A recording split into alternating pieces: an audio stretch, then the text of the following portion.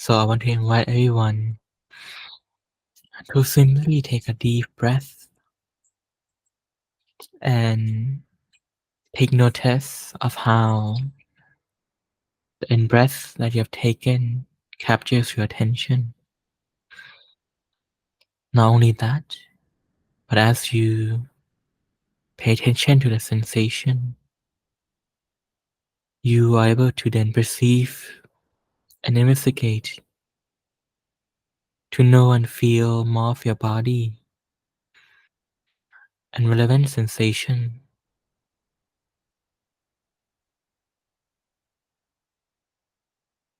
Not only that, but only a couple of inhale and exhale exercise, we can start to sense a sense of groundedness, rootedness, stability, and calmness that arise within. I want us to take a moment here to notice how easy it is to gain these sort of sensation experiences, where the key here is just to bring your attention back to yourself and continue to be with yourself.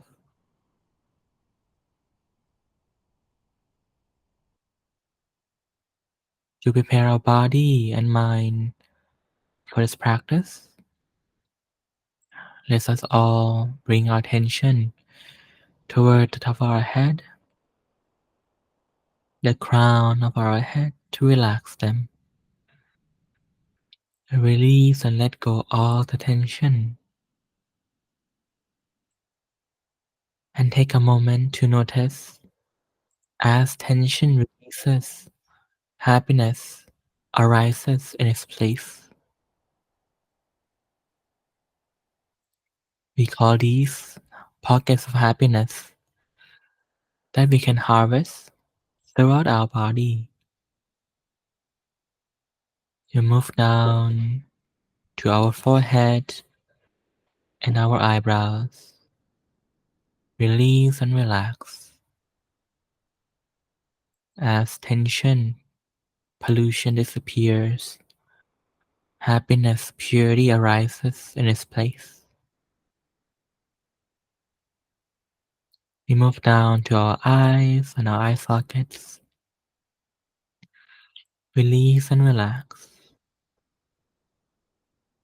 Down toward our nose. Moving lower to our mouth and chin. Spreading to the side to engulf our cheeks. And moving all the way back to capture and relax our ears. Take this time to take a step back to have an overview of your head and your face.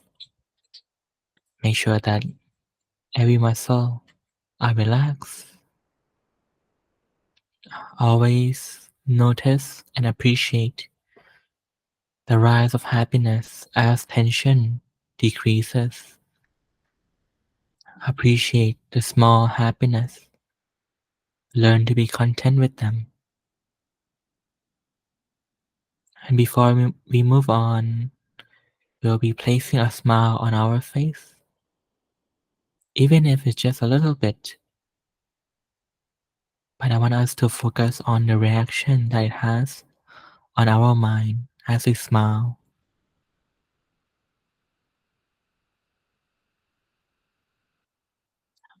Let us move lower toward our neck and down to our shoulders. Release and relax your shoulders and your upper back. Let's move down toward our arms on the both sides, toward our forearms, down to our hands, to the tip of our fingers. Release, relax You can shake or shrug off some tension that might remain and place your palm nicely where you feel comfortable. It can be on your lap or somewhere that you're familiar with. As we breathe in nice and light, we'll take notice of our expanding chest and we'll relax and let go.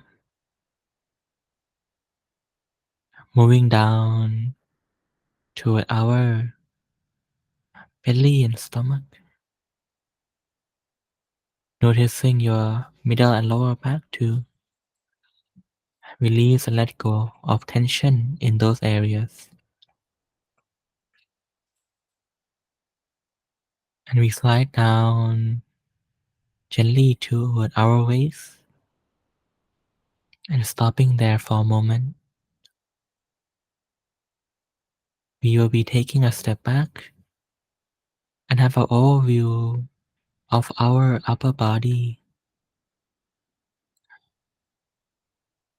of your posture, your upper body. And you might notice there are some pockets of tension that might remain. Release and let go, okay? And always enjoy the happiness that arises from it.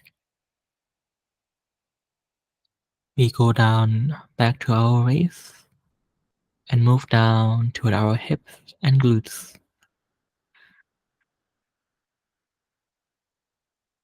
Release and relax. We notice our thighs and our knee. Let go of all muscle tension. Moving down to our calf, to our feet, to the tips of our toes. Let us take a step back to have an overview of our lower body. Release and relax tension that might remain and find a comfortable spot for your lower body, your glutes and your legs.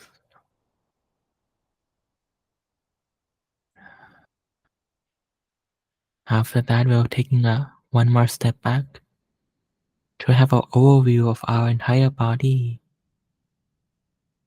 as if it is one whole singular, nice and relaxed unit. We have built a beautiful foundation, a base, a bed to gently place our mind and relax into it.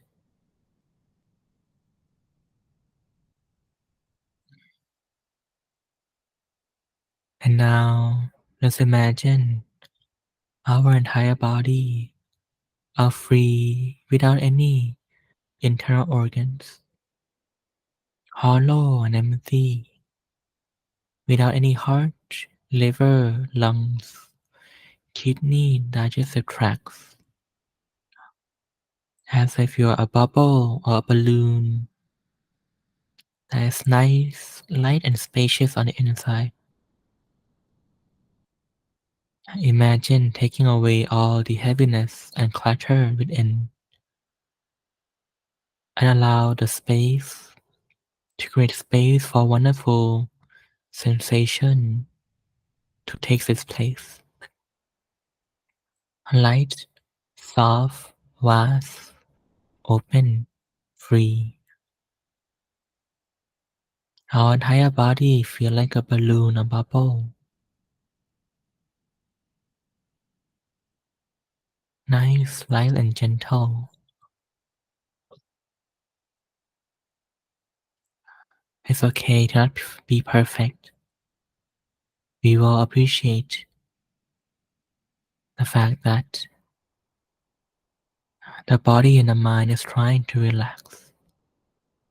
Even if it's not perfect, you'll be letting go, releasing and being content, not adding on to the pressure and struggle. Imagine taking your hand out of the wheel, the steering wheel, and just float. No more struggling, no more conflict, just peace. Your mind with your body together as one. Despite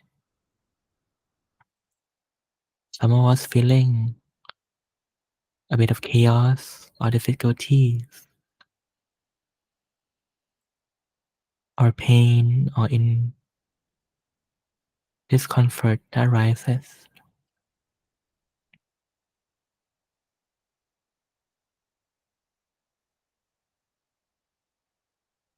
Lastly, we'll try to empty our mind by letting go, stripping our mind from all the worries, conversation, and topics that might be going on inside our mind or is lingering within.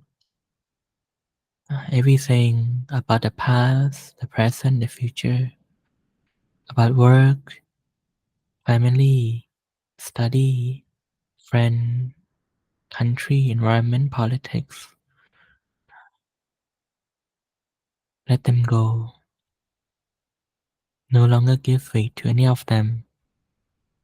Unhook, unshackle them. It is as if we are meditating in our final moments of our life. It is as if we are the only person remaining on this planet. No more obligation, no more responsibility. There's nothing left to be done except for stop and still to be here and now within ourselves.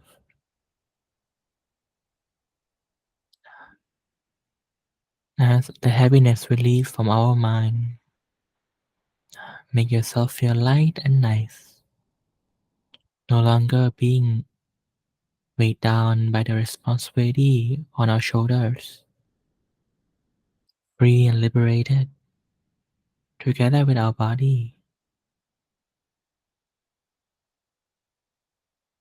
And we'll be taking the remaining minutes just to enjoy and allow the mind to naturally clean and cleanse the distraction and other negative pollution within it.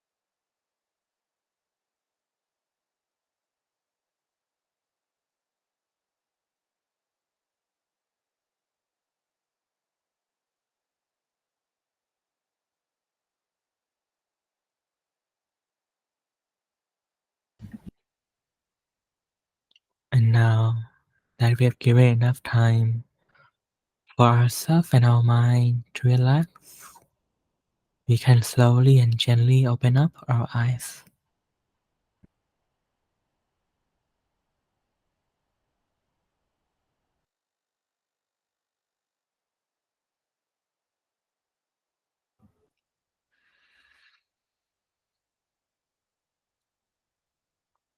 Welcome everyone to the class. So for today's session, we'll be talking about how to cultivate right effort for the purpose of maintaining your meditation routine and practice.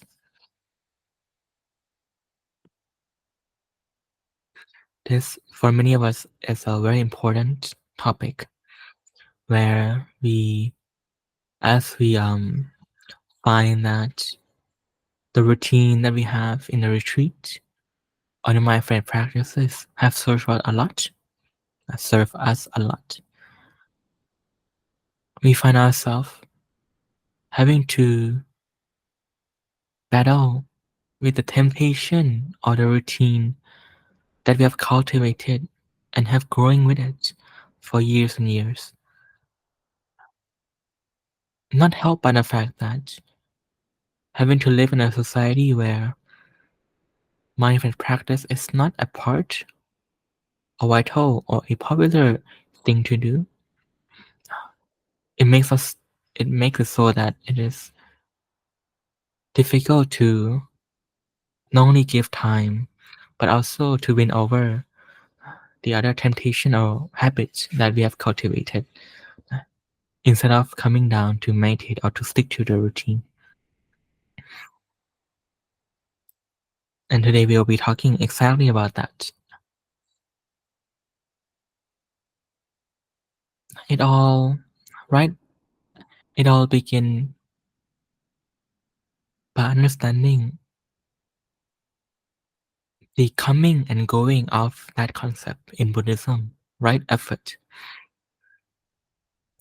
For those who are not familiar with Buddhism, that's okay.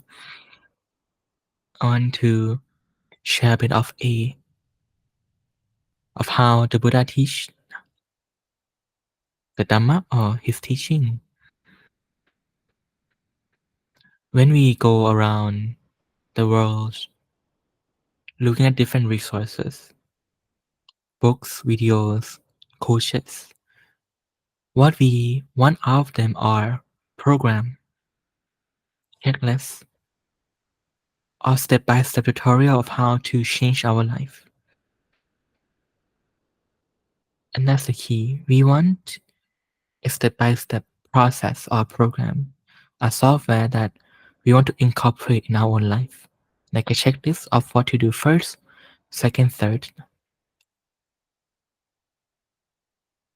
Because in order to achieve something, it is difficult to jump on to that thing right away.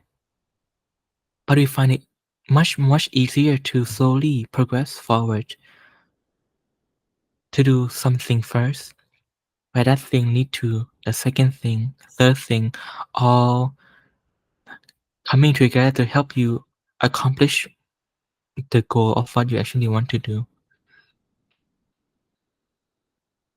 And the way Buddha teaches that the way to help with that is the same way too. It's a process, a system, where right effort is at the middle of it.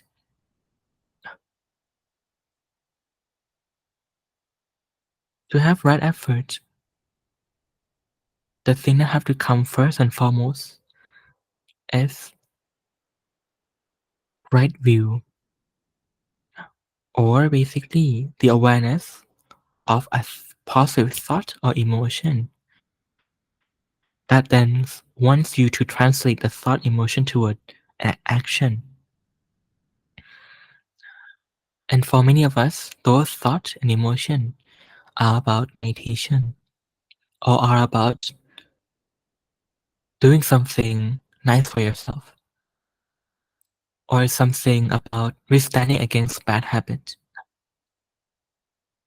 It is those thoughts and emotion arise in our mind, our want, that we find difficult to have that push to translate into a proper outcome. So let's begin there. By first recognizing that these thoughts arise in our mind. And to do that, the Buddha said the number one thing that we need is mindfulness. It's not every time that this thought arises, but it might even arise throughout the day, but we are just not mindful enough to catch them. If we don't catch them to begin with, then we won't even have the idea to or a invitation not to invite us to do these sort of activities.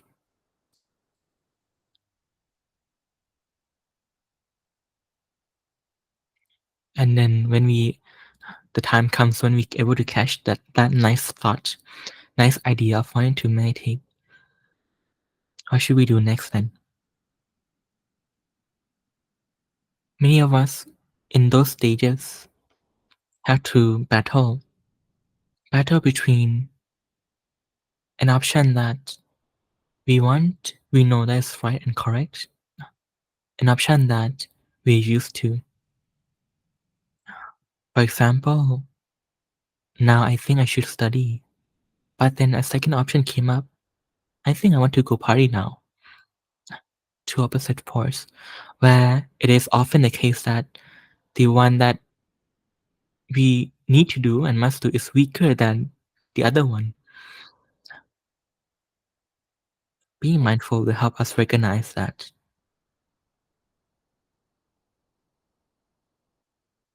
Where this way, you have to then decide on which thought do you want to, or which side you want to be on. To sit down and study, to sit down and meditate, or to stop yourself from eating at night, or the opposite, that's stronger.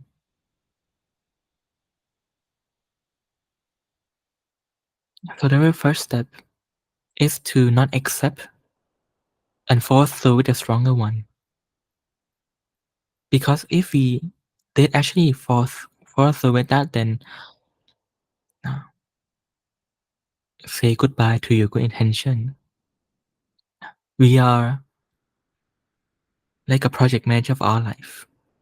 We have to be the one who choose what is the right decision for ourselves. So therefore, the number one step after being mindful of yourself is to reject, or at least not accept yet, the strong temptation. And we'll begin to start to help the good thought that arises in our mind, for that thought to be convincing, to be powerful, to be strong enough to compel us to actually do it. That part is about effort. This is the effort that we're talking about here today.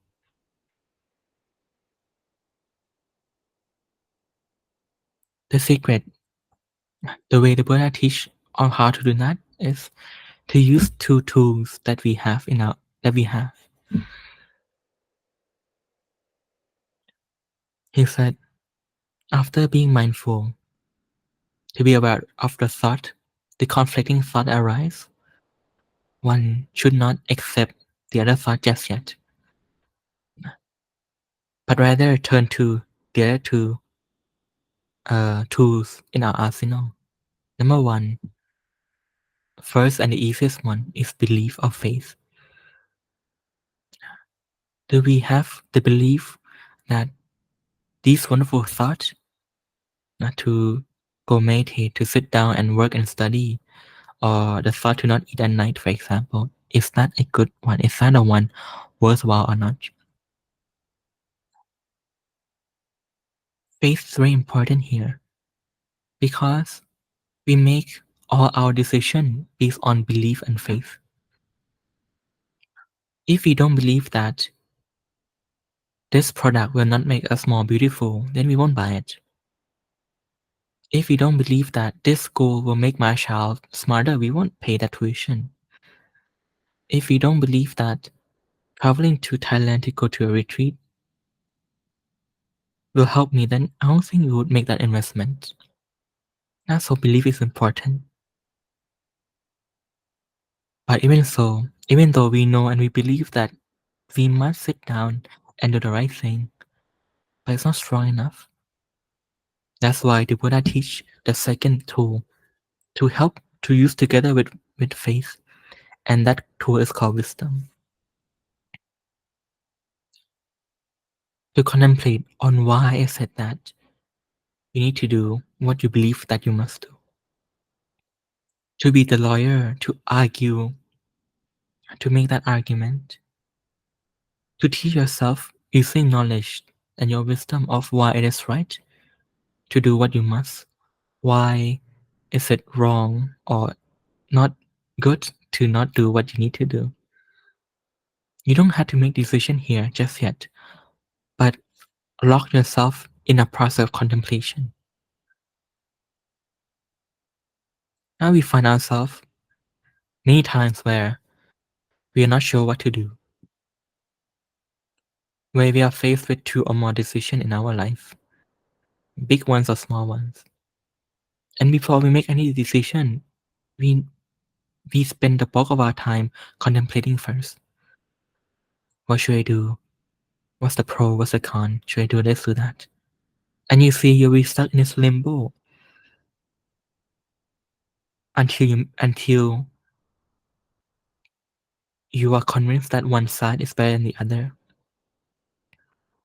This will help you to also now will not only help you to build that argument to help you make the decision on what's right, but also to prevent you from picking the other one that's more tempting, the bad habit or the conflicting thought and emotion that wants you to do something else, the bad habit, bad routine. As long as you don't make that decision, you're okay. You're okay. It's very important. And that's why it's the first step to not make decision. Now that we are contemplating on why we should do what we must, why we shouldn't do the other thing, keep doing so. The more you contemplate on wisdom, the more you will start to believe that this is the right thing to do, or you will believe that is the wrong thing to do. The more you believe in it, the more you will then come back to the wisdom and try to argue. You are like a salesman or a salesperson to yourself. You must be able to sell yourself that product. Remember, you are your own life manager. You must be able to convince yourself, the CEO or the manager, on what is the right course of action. That's why we must live up. That's why we must live day by day to keep adding on the knowledge and wisdom of what it is that we must do to help defend or to help argue for the good and to argue against the bad. And as you move on from wisdom to faith, the more you argue for the thing that you believe them more. The more you believe that this is right, the more you find reason for it. Back and forth, until it is strong enough. Oh, yes, Leo? Is it okay if I ask a question? Yes. Okay. I am just wondering how to make the difference between like wisdom and using wisdom and then just using the mind to think. And like, because I feel like it's easy to go down the spiral of overthinking when you're trying to use wisdom. Because like to me, faith is very clear and it's more like it doesn't feel like it's in the mind as much as like wisdom. For me, I see it as a mind thing because there's like a thinking behind it. So how can we use the wisdom without like getting into thinking too much? That's a very good question. And it will elevate this topic even higher. How to use wisdom properly. And why I said that many people get trapped into overthinking and rabbit hole. And why I said that some people can use wisdom just fine and they don't get overwhelmed or trapped. What is the key difference here between these two type of people? One who go to a rabbit hole where nothing gets solved, and one who doesn't and solve everything. The the differences between these two individuals is the fact that one have clarity and mindfulness over themselves, being meaning in the here and now, where the other one get lost in a thought. So therefore, for many, and we see many resources outside, it allows people to write things down instead of having things up here. Because when they are up here, what they actually here doing here is that they are not mindful of their object or themselves, but they are actually being locked or imprisoned in that wormhole that will keep on sinking down. uh, and those train of thought are like a bait to keep you going further, further, further. But you find that those bait that pull you down will not only drain your energy, but also doesn't give any productive outcome compared to the wisdom that have clarity. So when we talk about wisdom here, it must also be together with clarity and clear awareness of things. So that's why next time, write it down and make it clear as much as possible. Now facts and figures, so that there's no wormhole to jump into or rabbit hole to get lost in. Mm. And not only that, but it'll help in the argument too of why you should do what you must, because things are clear and systematic. Like you are trying to present a presentation to, like a sales presentation to someone, it should be clear. Mm. Did I answer the question, Leo? Yes, thank you. All right. Mm. When you have now, I think it's a good thing not to write something down on why is it that you must do what it is that you need to do, and why you shouldn't do. I write all down, so you have this thing, this piece of paper in front of you to be a anchor, or to be a like something legitimate or tangible to say, hey, this is what's gonna help me. The cycle between faith and wisdom will keep on going like this until it's strong enough to convince you or to push you toward doing that activity.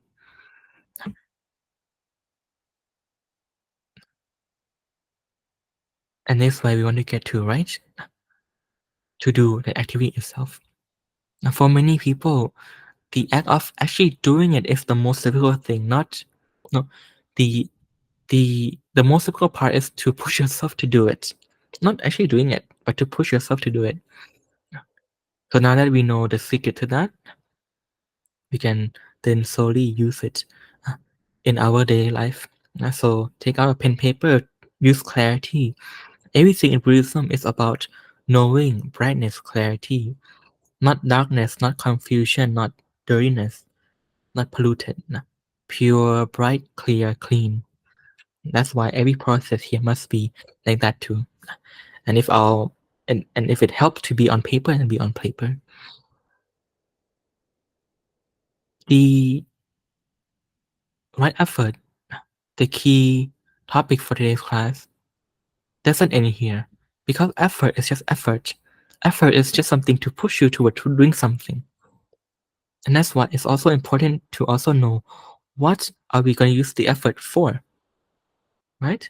Because if we know the secret to make effort, but then we make the effort to do something destructive, and then that's not something good.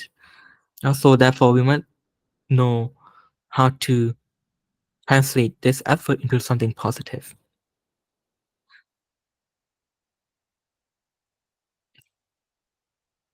And so to recap a little bit here, the journey here begins by having the thought or emotion to do something good.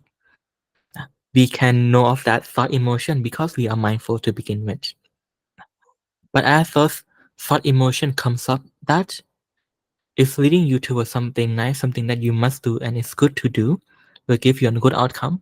you'll find that you'll be facing with the opposing thought emotion, a old tendency or habit that is much more stronger, where we feel because we it's not the good one, the good thought emotion isn't strong enough to capture our attention and force us to do it. But actually the other one is. Mm. That's why we love to accept them, accept them, accept them. When these two opposing thought emotion comes up, we are the person who have to make the decision. That's why number first, the important thing to do here in this point is to not accept this one, but to choose to pick a side where you say, you know what, I'm gonna be a champion for this good thought here. You will be the champion for it. You will fight for it. You will be on its side to help it grow because you know and you believe that this is the right thing to do. But how can I make that good thought, good emotion grow to translate it from just a mere thought emotion to actually producing a result? And we come to the two tools, wisdom and faith, the belief in it and the reason why we should do it. Back and forth on the two things. Use the pen and paper to make it clear so that you don't get lost in it. But now that we have the effort and we know how to get this effort, it is important that I and also important for the Buddha to teach what you need to use this effort for. He then talk about the two things, right mindfulness, right concentration,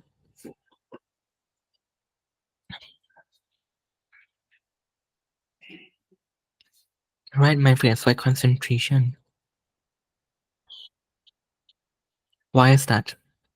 Why is above all things else that he could have and was able to do? These are two things that popped up.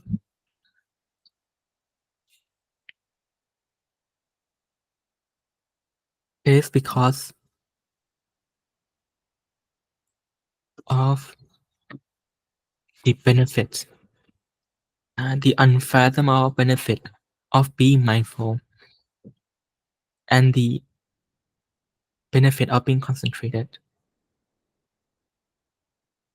We don't notice in our daily life, but for those who go through a lot in their life, they're crying, they're sobbing, things are just tough.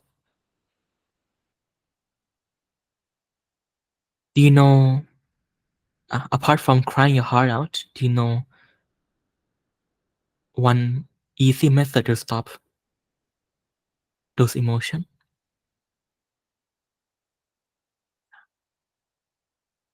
You can try next time. When it happens, be mindful of it. It won't put a full stop on it, but it will be a slow decrease where your cries will slowly die down and die down just by being mindful.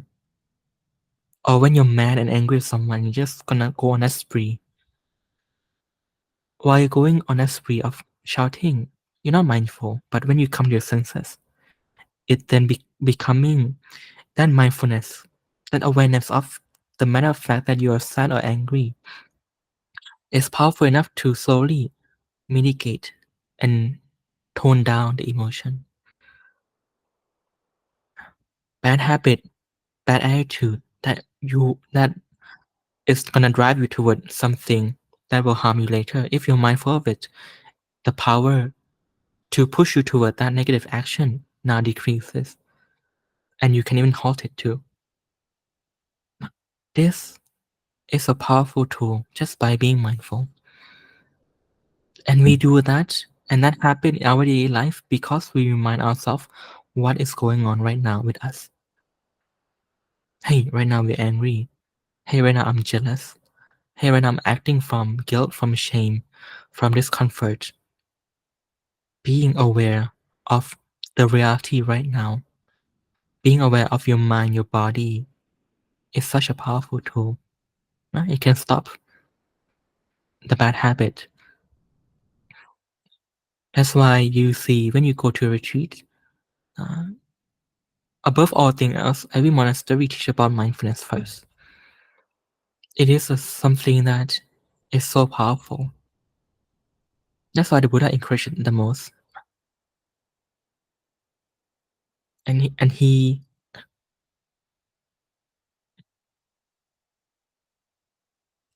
but it doesn't end there because there's concentration too. Being able to stop our cries, our anger, our bad habit from going forward.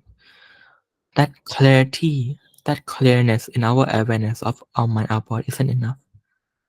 It needs to be a continuous one. That's where concentration comes from.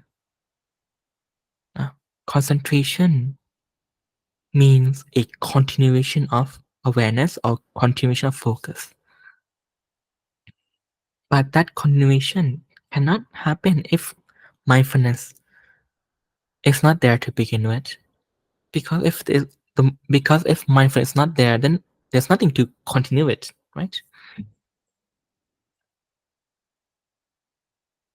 This is why he then teach the monks how to meditate properly. Mm. Today might be about right effort, and hopefully I was able to shine a light on how to create that right effort. But it is more important on what we want to use the effort for. Mindfulness and concentration is something that many travel around the world to improve on, as if it is something that they don't have. It's very perplexing for my teacher who pointed out to me when I was ordaining. He asked me, you know, ask anyone who come to your class to meditate. Many people strive for mindfulness and to cultivate that and concentration.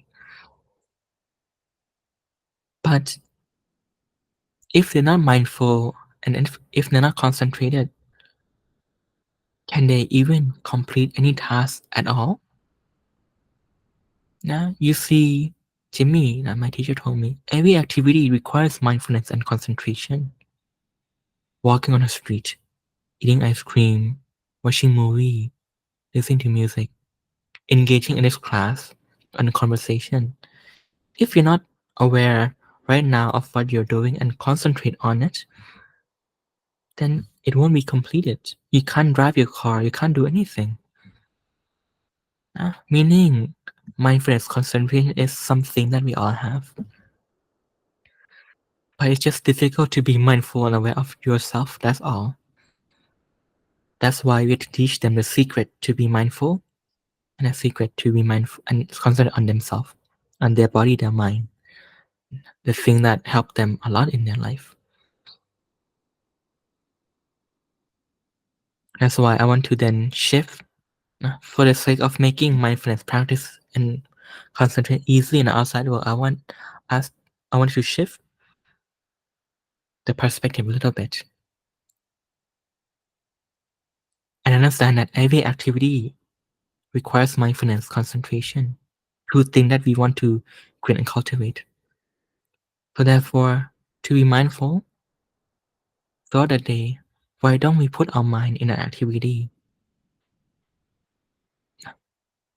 Keep our mind not busy but on a job with us, on a job with us.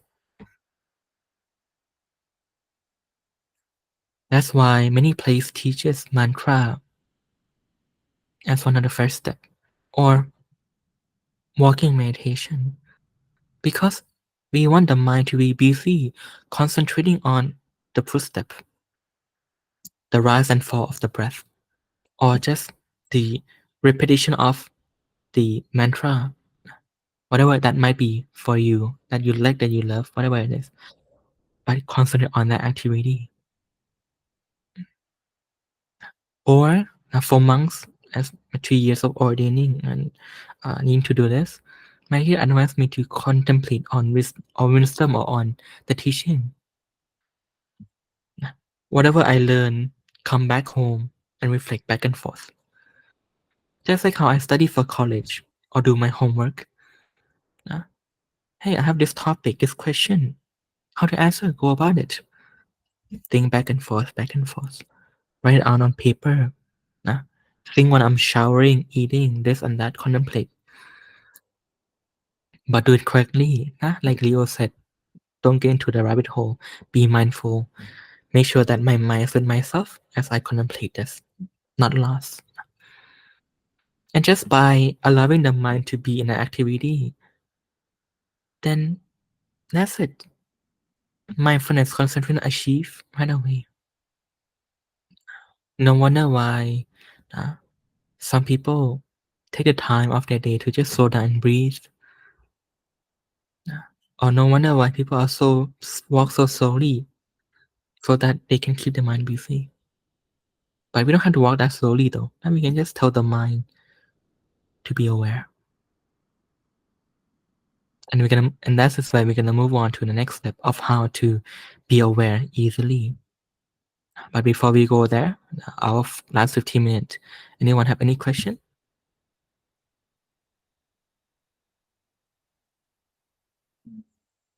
I have one.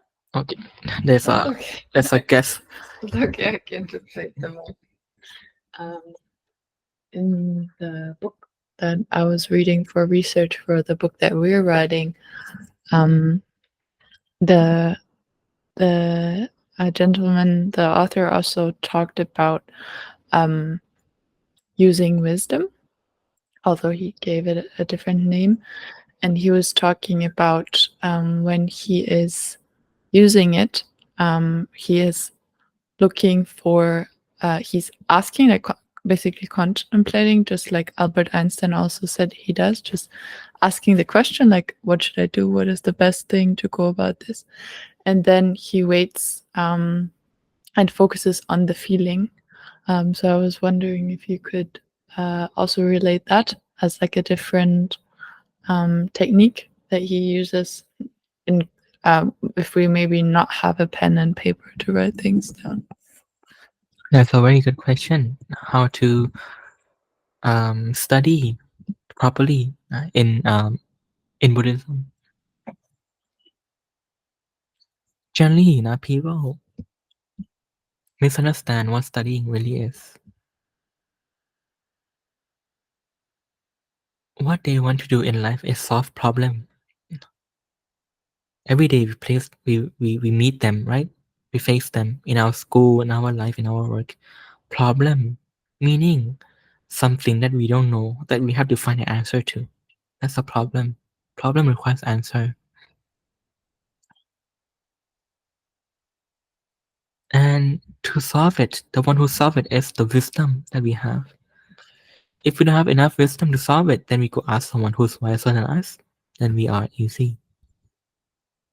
But whenever there's a question, wisdom always arises to help answer the question for you. And that's what Albert Einstein and that author mean when asked a question, hold the feeling, or or just keep being with the question. It's a fact that when we ask a question, there be a associated feeling to it. That is the feeling of wisdom, where we have to be aware of it as it arises. But don't think, just aware. This people might not recognize it, but when they go for exams and they are asked to write a 3,000 word essay on uh something, first they are blank, like really blank. They just stare at the paper. They think they're thinking, but they're not doing anything. They're just blank. But what they are aware of, even though they might not be aware of it, is the feeling of that blankness, or the feeling that comes when they read the question. And give them few moments. You can also recall this too. Give yourself few moments. Suddenly, words, answer just pop up in your head, and you write it down. Not the entire paper, but just chunk, a sentence here or there, or a paragraph here and there, and you just write it. Flow like water, or flow like the river, not liver, river. uh, and that's it. And then when we finish with the first batch, then we are stuck again, but with the same feeling. What's next? What should I write next? And you're there thinking that you're thinking, but there's no thought. You're just it's the feeling. A few moments pass by. Aha! Answer arises in your mind without thinking, effortless, and you just write. This is the correct way to use wisdom. It's something that we all use all the time, but it's just that no one ever point out how we use them, except 2005 years ago, where the Buddha actually uh, study about the mind and discovered this as the dynamic. The same way that Einstein used it. Yeah. Okay. I would actually love to take this moment to make an example with all of you, with Lara, Vanessa, and Leo, if you're up for it. And just ask I'm going to ask a question, and you're just not going to think, but just going to see what comes up. The question that the author in the book asks is how much money do you think you would need to sustain yourself like comfortably throughout an entire year? If you're not, just use that question for now and see what comes up. Any kind of number can be high, can be low, no judgment on that. And then ask yourself next, what would be one way or another way to get that? What would be to fund ourselves, to sustain ourselves? For example, for the purpose of meditating more. So, what would be an easy way of that doesn't require a lot of time for us to get enough money so that we can live, so that we can sustain ourselves? And when you ask yourself that question, you just wait and you see what comes up. What will be an answer to that? And funnily enough, there will be something that comes up.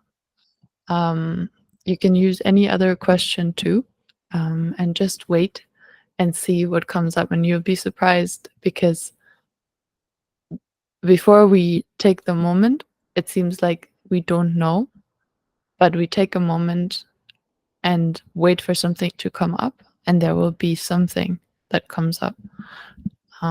Yes. All right. Thank you, Carmen, for that. So this is something that we can prove and try out for ourselves. So for those who want to um,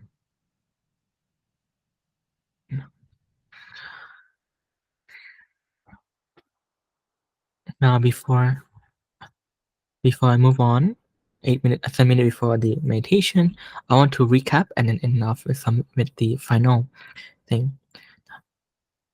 We start off this class talking. Thank you very much.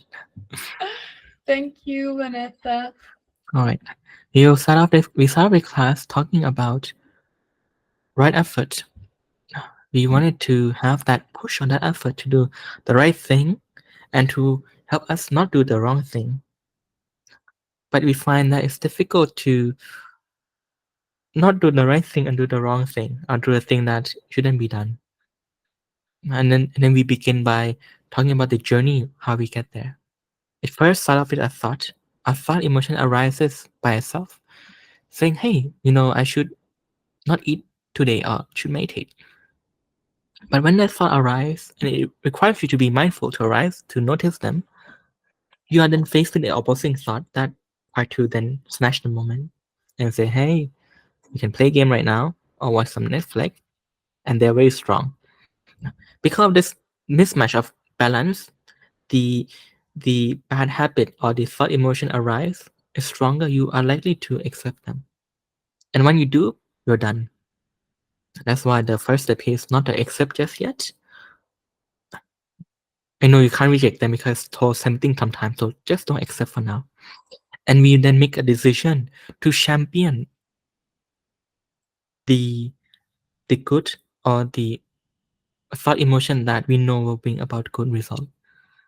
And we do that by using two tools: faith, belief, or wise right, and wisdom to build up the case for it. Keep going back and forth, contemplating on these two things until it's strong enough to push you toward doing that. Effort is just that, how to generate that energy to do it. But we have to know, now that we know how to generate energy to do stuff, the good stuff, what is it that we must do with it?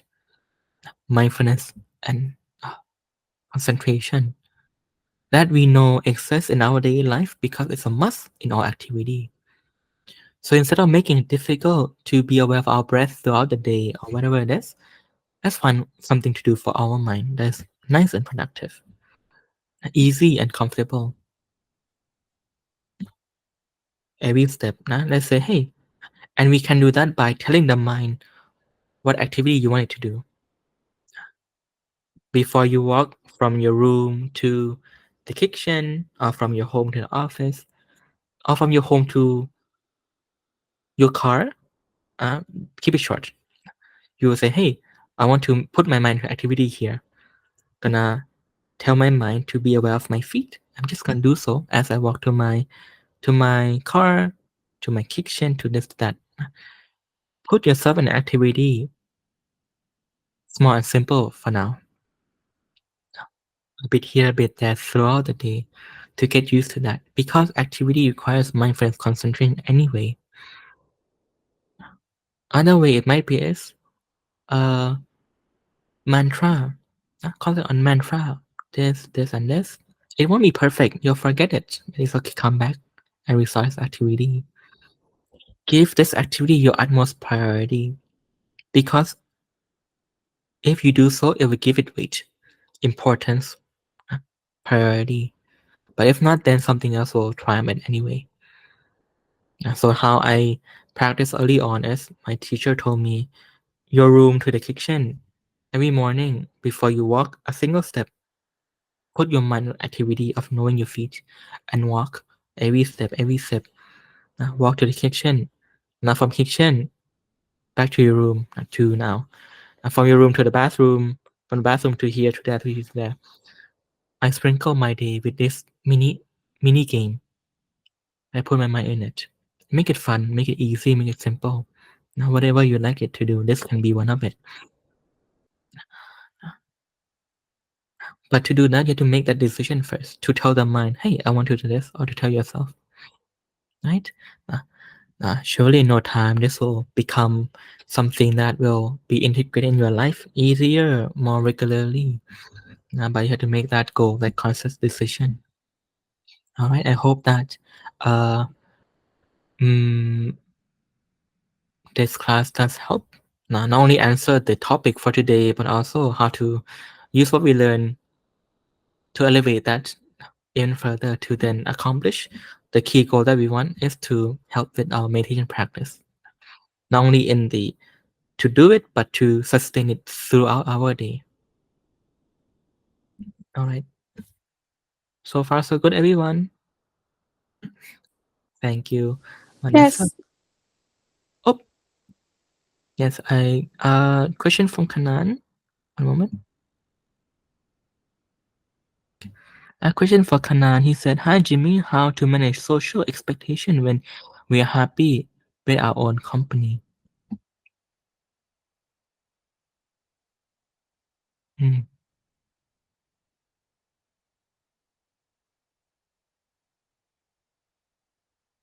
mm.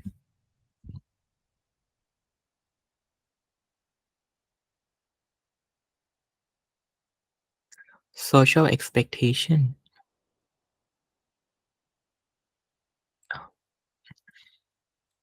As a monk for countless of times and 3 years too, have to be under expectation of the entire country because monks are icon. Everyone looking straight at the monk to see if he is will practice. If not, then there'll be some whispers behind the scene. Yeah, especially in Thailand where monks are very a holy figure is very scrutinized. So how does monks then manage that expectation? They first begin by understanding that their goal and their job is to help other people, to live life simple and easy, and to help themselves and other people. As monks live on the kindness of the lay people, but also lay people live on the kindness of the monks too, who have to share what they have learned in their practices. It's a symbiotic relationship here. But of course, everyone have their own expectation that the idealistic thing of a monk. So to not break that balance, to make sure that everyone in the community benefits. Now, the monk himself are able to live without worrying about food, shelter, medicine, clothing. For the community to benefit from the wisdom that the monk gain, the monk then have to be very watchful that they don't break any social expectation. For the ease of living, for the ease of greeting, for the ease of being one with the community, for the purpose of lifting everyone up. Going over our day, we have to going about our day, we have to know why we doing what we're doing. And that our virtue, who we are, is not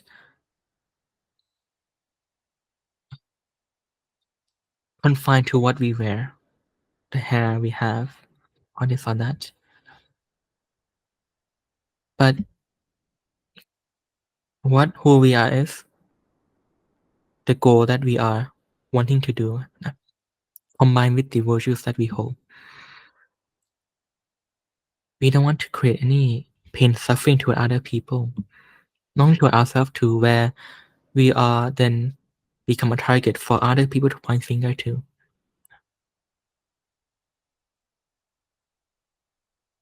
Live life simple, easy, for the peace of mind. We don't strive to win. We strive to be as frictionless as possible. Now, whatever it is that we can abide by, then we abide by.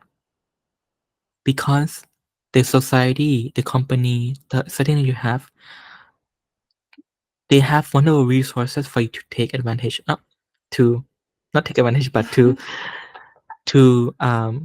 utilize. But if we then live out of the norm, then we cut ourselves from those valuable resources. We know sometimes when we need help, we can rely on those resources. Now, but when people start to separate you and me, us and them, it becomes very difficult for us to live and have access to those resources. For the sake of easiness and peace of mind, we then go on as long as it is not morally compromising, as long as it's not uh, degrading and this and that. We are okay. So this is the mindset of a monk who goes through. Mm.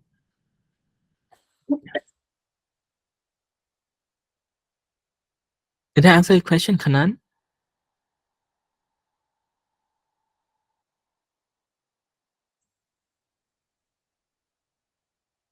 Kanan said, thanked.